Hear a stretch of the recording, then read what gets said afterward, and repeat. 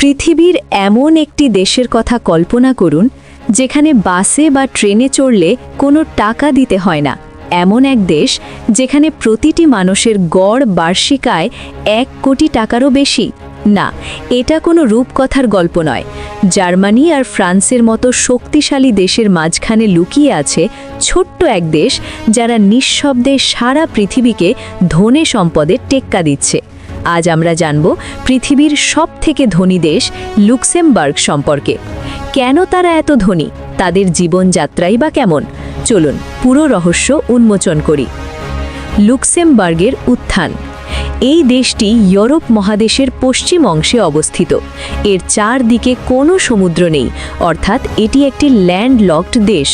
এর 3 দিকে রয়েছে জার্মানি, ফ্রান্স এবং বেলজিয়ামের মতো শক্তিশালী দেশগুলো।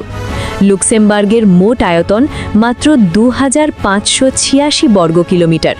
সহজভাবে বললে আমাদের ঢাকা বিভাগের আয়তন প্রায় 20,508 বর্গ কিমি, যার মানে লুক্সেমবার্গ আমাদের ঢাকা বিভাগের চেয়েও প্রায় 8 গুণ ছোট। জনসংখ্যা মাত্র 6,80,000 2025। ভাবুন তো, আমাদের মিরপুর বা উত্তরাতেই এর চেয়ে বেশি মানুষ বসবাস করে। শূন্য থেকে শুরু, ইতিহাসের বাঁকবদল। 1800-র দিকে লুক্সেমবার্গ ছিল ইউরোপের অন্যতম দরিদ্র দেশ। তখন এটি ছিল একটি অভাবী কৃষি নির্ভর দেশ। কিন্তু তাদের ভাগ্য বদলায় 1850-এর দিকে, যখন তারা মাটির নিচে লোহার বিশাল খনি খুঁজে পায়। তারা সেই লোহা দিয়ে স্টিল শিল্প গড়ে তোলে এবং ইউরোপের বাজারে রাজত্ব শুরু করে। এরপর 1970-এর দশকে যখন বিশ্বজুড়ে স্টিলের দাম কমতে শুরু করে, তারা দমে না গিয়ে নিজেদের পুরো অর্থনীতির মোড় ঘুরিয়ে দেয়। লোহা উৎপাদন ছেড়ে তারা হয়ে ওঠে পৃথিবীর অন্যতম প্রধান ব্যাংকিং এবং সার্ভিস সেক্টর হাব। ইউরোপের বড় দেশগুলোকে কিভাবে টেক্কা দিল? জার্মানি বা ফ্রান্সের মতো বড় দেশের বিশাল জনসংখ্যা এবং বিশাল ভূখণ্ড সামলাতে প্রচুর খরচ হয়, কিন্তু লুক্সেমবার্গ ছোট হওয়ার সুবিধাকে কাজে লাগিয়েছে। তারা নিজেদের একটি ট্যাক্স হ্যাভেন বা করের স্বর্গরাজ্য হিসেবে গড়ে তোলে। বড় বড় টেক জায়ান্ট যেমন অ্যামাজন, অ্যাপল এখানে তাদের সদর দপ্তর বানায়, কারণ এখানে কর অনেক কম।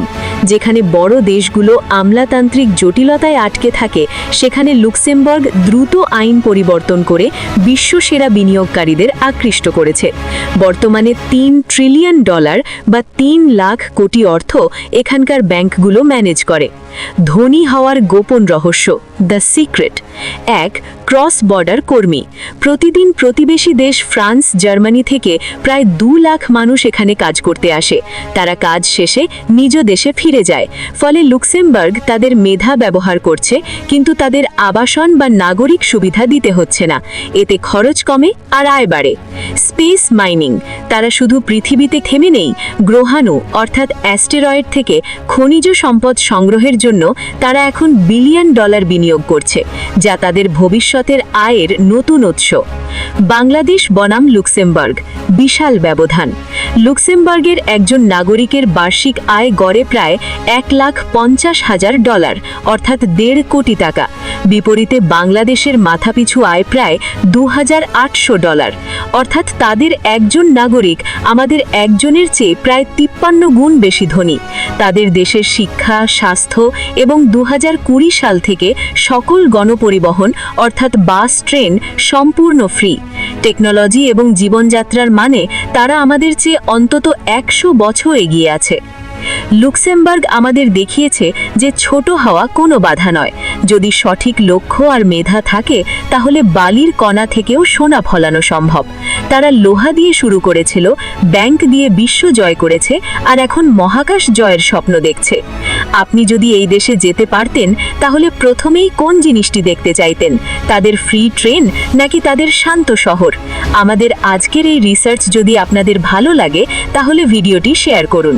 পরবর্তী ভিডিওতে কোন দেশ নিয়ে জানতে চান, কমেন্টে লিখুন।